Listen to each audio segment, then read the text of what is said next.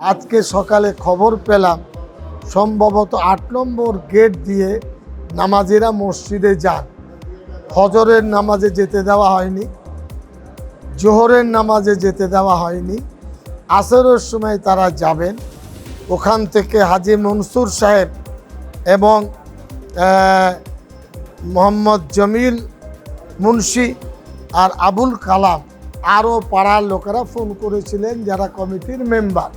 আমাদেরকে বিনা নোটিশে airport authority গেটটি বন্ধ করেছে। ১৩০ বছর মসজিদে নামাজ হচ্ছে, এটা অন্যায়, এটা বল প্রয়োগ হয়েছে। আমরা ভারতের নাগরিক, এয়ারপোর্টের সুবিধা অসুবিধা আমরা জানি। মুসলমান নিজের হাতে মসজিদ তুলে দিতে পারে না। नहीं, बाकी अथॉरिटी से बात होगा।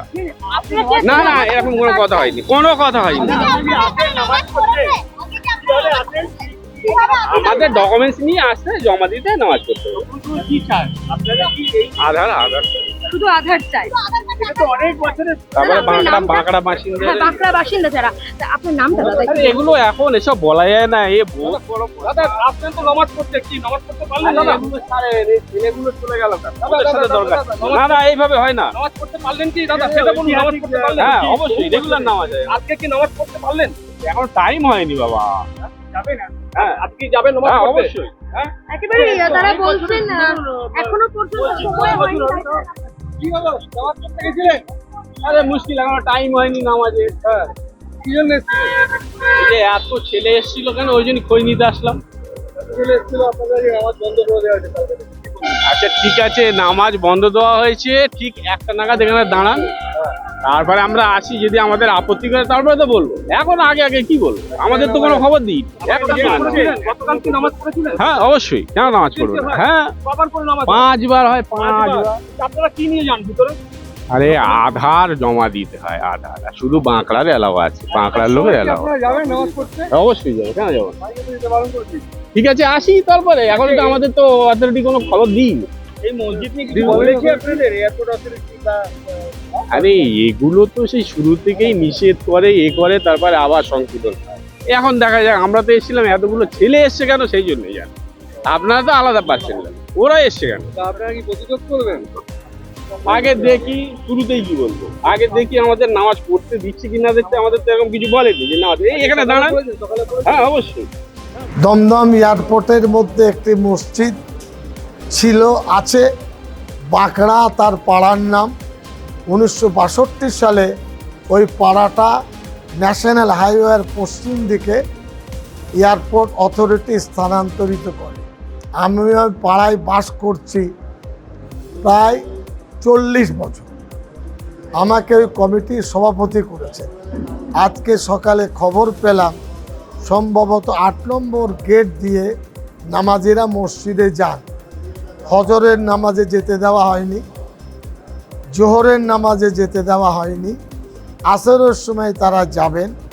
ওখান থেকে হাজী মনসুর সাহেব এবং মোহাম্মদ জমিল মুন্সি আর আবুল কালাম আরও পাড়ার লোকেরা ফোন করেছিলেন যারা কমিটির মেম্বার।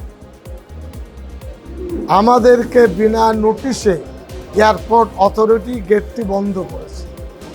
১৩০ বছর মসজিদে নামাজ হচ্ছে, এটা অন্যায়, এটা বল প্রয়োগ হয়েছে। একইভাবে আলোচনা তারা করেননি, এটা আরেকটা বিষয়। আমরা ভারতের নাগরিক, এয়ারপোর্টের সুবিধা অসুবিধা আমরা জানি। মুসলমান নিজের হাতে মসজিদ তুলে দিতে পারে না। আমি বলেছিলাম দারুল উলুম দেওবন্দ পৃথিবীর আইকন, সমস্যাটা সেখানে আপনি পাঠান, লিখে আমাদেরকে বলেন, আমরা আপনার সাথে যাব। এই অবস্থা, মসজিদটা কি করা যাবে? একইভাবে Jamiat Ulama Hind Delhi, all India base বড় প্রতিষ্ঠান, মুসলমানদের বিশ্বাসের জায়গা, মুসলিম পার্সোনাল ল বোর্ড। আমরা বলেছিলাম 1.5 মাস 2 মাস আগেও এয়ারপোর্ট অথরিটিকে আপনারা বলেছিলাম চিঠি দেন, তারা সে উত্তর দেয়নি। আজকে এখান থেকে 3 বার এয়ারপোর্ট অথরিটিকে এই মোবাইলে টেলিফোন করেছি, এয়ারপোর্ট আইসিকে করেছি, তারা ধরেননি। এটা তাদের দায়িত্বহীনতা। যাই হোক, আমরা রাজ্যবাসীকে বলবো, কেউ রাস্তায় নামবেন না। বিজেপির ছেলেরা চাইছে মারামারি করতে, এটা তাদের ইস্যু নয়। আরএসএস বিজেপির সাথে এইভাবে আমাদের করে ঝগড়া নেই, সাবধান থাকবে। আমরা চিঠি পাঠিয়েছি, সেম চিঠি প্রত্যেক জেলা শাসক এবং এর কপি গভর্নরের কাছে, এয়ারপোর্ট অথরিটির কাছে জেলার সভাপতি সম্পাদক দেবেন। আমরা তার লিঙ্ক পাঠিয়ে দেব চিঠির বায়ানটা। আমরা দোয়া করব তারা মসজিদ খুলে দিক, আলোচনা করুক।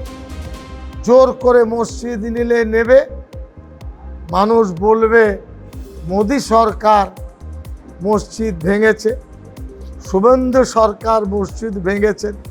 তিনি করছেন এ কথা আমি বলতে পারব, এ খবর আমার কাছে নেই, কিন্তু তিনি তো মুখ্যমন্ত্রী। আলোচনার রাস্তা খোলা আছে। ইসলাম ধর্মের মধ্যে বহু বিষয় তাদের অজানা, বল প্রয়োগ করে মসজিদ নিলে মুসলমানের মধ্যে প্রতিক্রিয়া হওয়া স্বাভাবিক। কিন্তু আমি বলবো শান্তিতে থাকবেন, রাস্তায় নামবেন না। এটা সিদ্দিকুল্লাহ চৌধুরী জমিয়তের প্ল্যাটফর্মে একান্ত অনুরোধ করছি। আমাদের ভিডিও ভালো লাগলে লাইক এবং শেয়ার করুন। কমেন্ট সেকশনে গিয়ে জানান আপনাদের মতামত। আরও ভিডিও পেতে আমাদের চ্যানেল সাবস্ক্রাইব করুন এবং প্রতি মুহূর্তে খবরের আপডেট পেতে প্রেস করুন বেল আইকন।